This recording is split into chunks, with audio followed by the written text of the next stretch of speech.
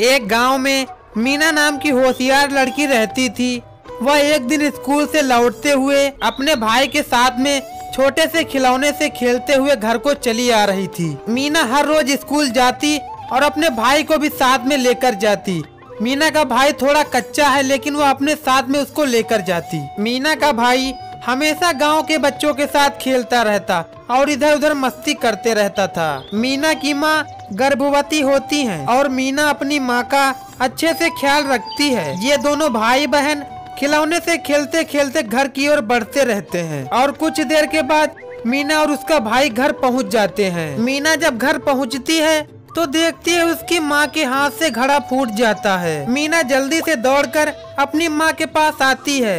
माँ जी उसको सारी बात बता देती हैं। फिर मीना की माँ जी वहाँ से चली जाती हैं। मीना की माँ कोई भी काम ढंग से नहीं कर पाती क्योंकि मीना की माँ तो गर्भवती हैं, तो सारा काम इस छोटी सी बच्ची को ही करना पड़ता। फिर मीना बिटिया हैंडपंप चलाकर घड़े में पानी भरने लगती है और जब घड़े में पानी भर जाता तो उस पानी को ले जाने के लिए मीना तैयार हो जाती। पानी से भरे घड़े का वजन इतना ज्यादा होता है कि बेचारी मीना तो थक ही जाती, लेकिन किसी तरीके से मीना बिटिया इस घड़े को अपने बड़े वाले घड़े में पानी डालने के लिए ले जाती। मीना का भाई तो स्कूल से आकर झूला ही झूलता रहता, लेकिन मीना की मदद नहीं करता। मीना बिटिया कड़ी मेहनत करके उस बड़े से घड़े तक पहुंचकर उसमें सारा पानी गिरा देती। मीना बिटिया पानी को घड़े में डालने के बाद अपने माँ की तरफ देखती और अपने माँ के पास चली जाती। जब मीना अपनी माँ के पास जाती है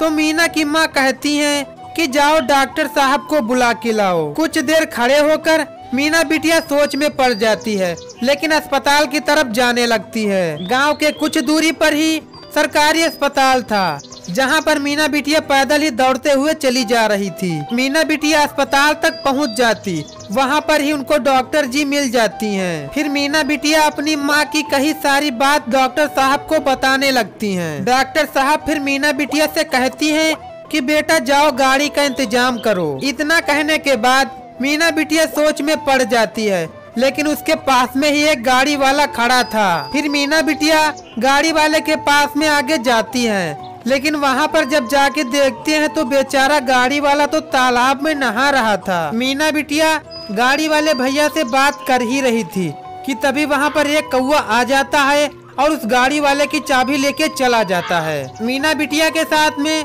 हमेशा एक तोता रहता था। फिर वह तोता उस कौवे का पीछे करते चले जाता है, लेकिन कौवे के दिमाग में पता नहीं क्या चल रहा था।